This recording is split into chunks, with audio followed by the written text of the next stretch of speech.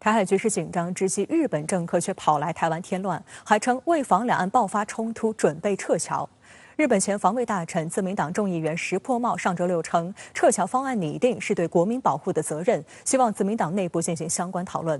而日媒此前曾报道称，在台日侨已开始演练若两岸爆发冲突的相关应变对策。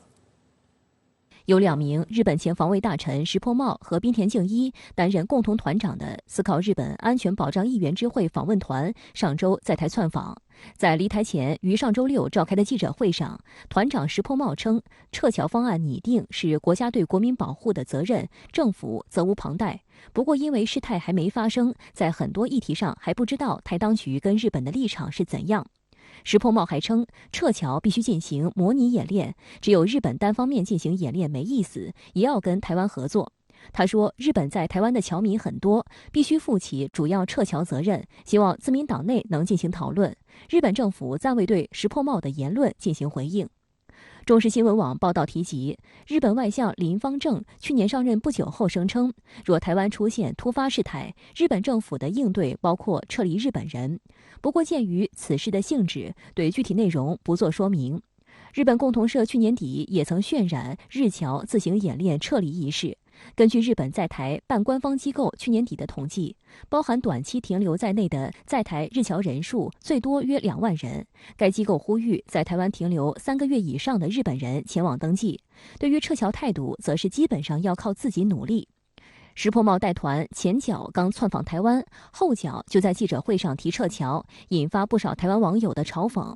对此，有岛内网友表示，台湾人看清楚了吗？一旦有事，日本人跑得比谁都快。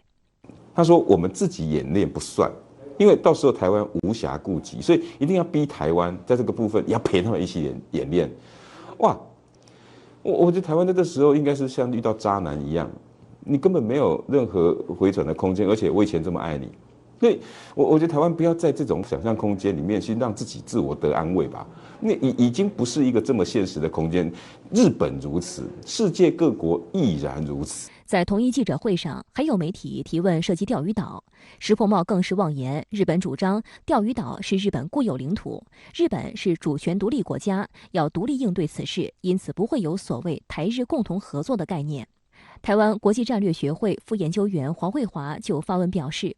这次日本议员一行访台，不等同于日本官方对台政策与立场的改变。未来日本对台政策还是得由岸田内阁说了算，尤其在钓鱼岛的问题上，台湾反被吃了豆腐，哑巴吃黄连，有苦说不出。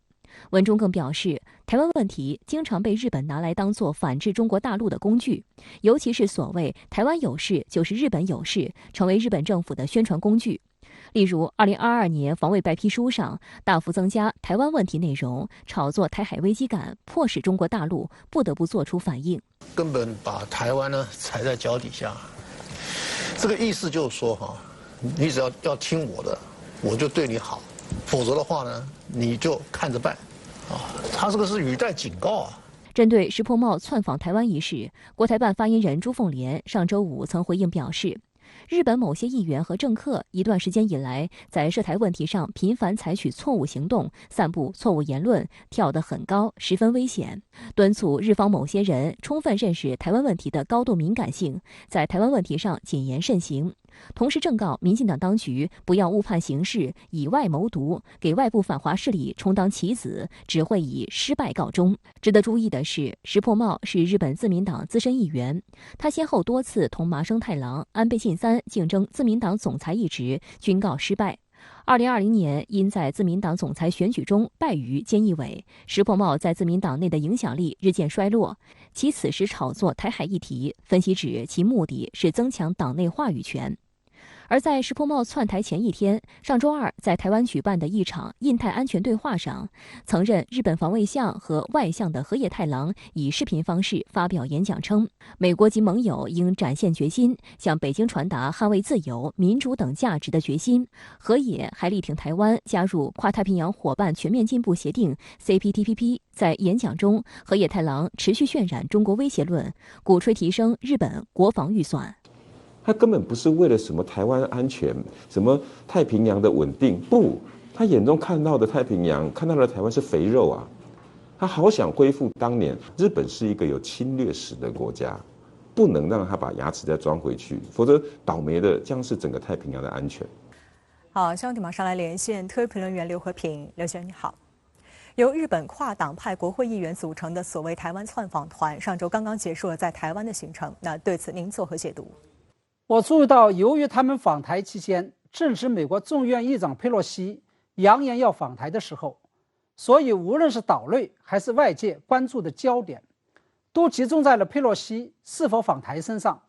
基本上没有人关注日本跨党派国会议员的行为。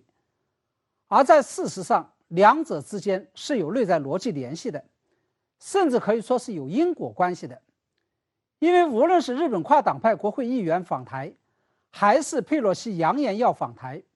实际上都是蔡英文当局处心积虑谋篇布局，以及跟美日欧等国家和地区里应外合，挑战一个中国原则的结果。大家知道，早在好几年前，当蔡英文当局在跟大陆的外事博弈战当中败下阵来，几个所谓的邦交国已经所剩无几的时候，他们就已经开始在以鸭子划水的方式悄悄调整了自己的战略和战术。具体来讲，就是第一，避免跟大陆在台湾所谓的邦交国上硬碰硬，而是在大陆的邦交国身上做文章，离间与撬动大陆与邦交国之间的关系，而且主攻方向放在了美日欧等跟台湾地区有着同样意识形态与价值观念的国家身上。第二，在离间与撬动大陆与邦交国之间关系的时候，蔡英文当局避免了敏感而艰难的正面战场，也就是没有直接去发展跟欧美日等国家和地区的政府间的关系，而是采取了迂回战术，或者说是把主攻方向放在了侧面战场，也就是企图从欧美日等国家的议会层面着手来发展关系。蔡英文当局这样做，不仅仅是因为这些国家和地区的议会并不属于行政权的一部分，不会太过敏感，而在我看来，无论是中东欧小国还是美日欧等国家的国会议员访台行为，都是在干涉中国的内政，都是对一个中国原则的传实与突破。因此接下来我们既要阻止佩洛西访台，只有这样才能对一些访台的小国议员起到杀鸡儆猴的作用，同时也要采取措施阻止一些中东欧小国国会议员的访台行为，以免形成法不责众的负面效应。那对于由日本前防卫大臣、自民党众议员石破茂为团长的所谓台湾窜访团，重点与蔡英文当局讨论了撤离在台日本侨民问题。那对此您又怎么看呢？日本这次主动谈起撤离日本侨民的问题，并且开始动员在台的日本侨民展开演练，的确会让外界对于未来的台海局势产生不好的预感。尤其是日本这次煞有介事地提起这件事情的时候，正值佩洛西扬言要访台，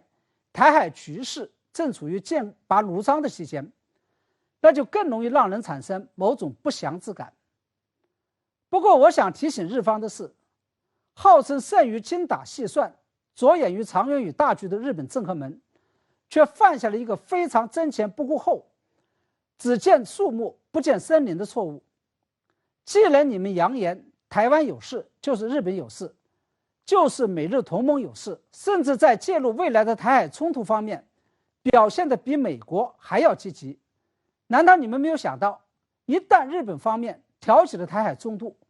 并且介入了台海冲突，那把在台的侨民从台湾撤到日本还有意义吗？在美日都主动卷入到了冲突的情况下，台湾不安全，难道日本就安全吗？要知道，今天的中国可不是80年前的中国，可以任由战火在自己的国土上燃烧。现在的中国是完全有能力反击日本本土的。你们一方面在追求在台侨民与日本本土的安全，另外一方面又在挑起甚至是扬言要介入台海冲突，这难道不是一个巨大的在逻辑上面无法自洽的矛盾吗？因此我个人倾向于认为，日本在这个时候提出讨论撤离2万多在台侨民的问题，背后蕴藏着一个巨大的阴谋。他们想以所谓的撤离侨民为由，掩护日本与台湾之间的军事合作，以及想以保护和撤离侨民为借口，卷入未来可能要爆发的台海冲突。我想，这就是本次带队访台的3位日本国会议员，包括石破茂与滨田敬一，都做过前防卫大臣，长岛昭久则做过前防卫副大臣的原因。也就是说，他们这次访台并不是什么象征性的想要突破一个中国原则，而是为了展开日本与台湾之间实质性的军事交往。